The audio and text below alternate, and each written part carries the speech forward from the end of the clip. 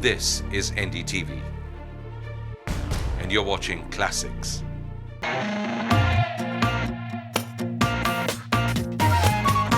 Hello and welcome to this special discussion on two countries that share a lot, including borders and astronomically high GDP growth rates, but differ also a lot, most notably on the form of governance and the kind of weightage given to the private sector. Joining me today is an authority on both these countries, no prizes for guessing them, China and India. Professor Tarun Khanna of Harvard Business School joins me in this special interview. Thanks very much indeed. Professor Khanna, let's start with the latest book, Billions of Entrepreneurs, How China and India Are Reshaping Their Future and Yours. How many billions of hours did it take to write it? Fortunately, not very many, a small fraction.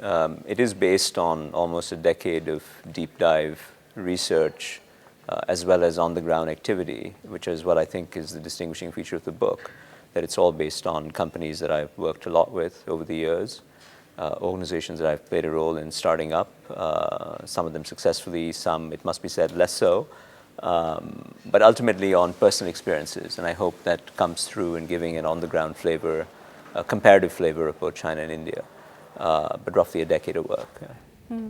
It differs, though, from your earlier paper where you were pegging India to overtake China to now a philosophy of economic mutualism. Why such a change? Well, it represents a little bit of an evolution of my thinking, which I think is a good thing. Both the earlier paper, which was co-written with my mainland Chinese colleague, Wang Yasheng, and this solo work, so to speak, are based on a deep dive comparative understanding of the differences between the economic and social models, socio-political models of the two countries. So that is a common underlying structural framework on which both the arguments are based. In the earlier paper that you're referring to, we were concerned with making the case to a very skeptical world that there was something positive about the Indian economic system that people had overlooked in being enamored of the Chinese system. That, of course, was before India became very fashionable, and we were accused of being overly optimistic at the time, and I think events in the last 5 years have proven that perhaps our optimism was not unfounded, that we were right to be cautiously optimistic. In some sense, I'm even more bullish now, but I've revised my thinking a bit to think that perhaps it's not as interesting to ask which is a better model. It's more interesting to observe that there are complementary strengths to both the models, and that there are even more gains to come in the future, not just from happy developments separately in China and separately in India, but possibly from combining the strengths of both countries. And that these, as you describe it, mutual gains of mutualism are available not just to ordinary Indians like you and me, or to ordinary Chinese who are equivalents in Beijing and Guangzhou, but to anybody, whether they're South Africans or Chileans or New Yorkers. Okay, let me try and get a strategy class going here. Okay. Is it time to change that plain vanilla strategy, which used to be if you're a global fund manager or a global economic manager, you would say long China manufacturing, long Indian IT services, and equal great gains for my portfolio? It's not wrong to use that as an orienting start, because it remains the case that manufacturing in China as a sector is much stronger than manufacturing in India, and it remains the case that services in India, not just offshoring and software services, but services in India remain stronger than services in China. But I would say that the growth is much more broad-based in both countries, that the economic fundamentals are much more broad-based. There's a separate issue, which I'm sure we'll get to in a second, about how that's reflected in the stock markets. But the economic fundamentals are very, very much more broad-based in India than they used to be, and are showing up in specialized manufacturing. They're showing up at the margin in organized retail. They're showing up at the margin in life sciences. And China is struggling to correct what is its own weakness, which is a lack of private sector enterprises, indigenous private sector enterprises, local Chinese building private sector companies. And it's trying to come to terms with its own historical skepticism of private property. And I think it's having some degree of success. So the short answer would be no, you don't have to throw that long Chinese manufacturing, long Indian offshoring out the window, but it should probably be augmented with the realization that growth is much more broad-based. The big highlight, or the stark difference which strikes you, most in China versus India is the form of governance. You have the CCP there, you have a very active democracy, which might not be the best thing, or, well, that's a debatable question. But in light of the kind of economic progress made by both the countries in the last 10 years, do you feel that the communist government gets things done faster and better, or you feel democratic government still has still a better scorecard when you look at 20 years hence, or 30 or 50 years hence? I think there are strengths and weaknesses of both models. So there are some who take the point of view that unless there are freedoms of every sort, not just basic economic freedom, but freedom of speech, freedom of association, no development is worth the paper on which the word development is written.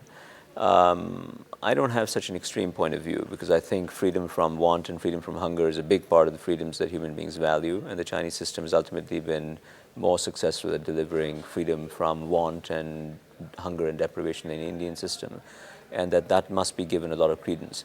So there are some things that top-down action, when the things can be fairly well specified and not ambiguous, they involve a form of catch-up to what's going on in the outside world.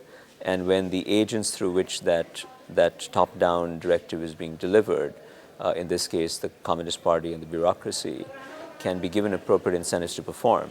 In other words, performance-based incentives that say that you, a member of the bureaucracy, will only move up to bureaucracy if you deliver the goods, the economic goods, then there is really nothing wrong with the Chinese system in delivering growth. And in fact, it's been successful at delivering above 8% growth for the better part of a quarter century now.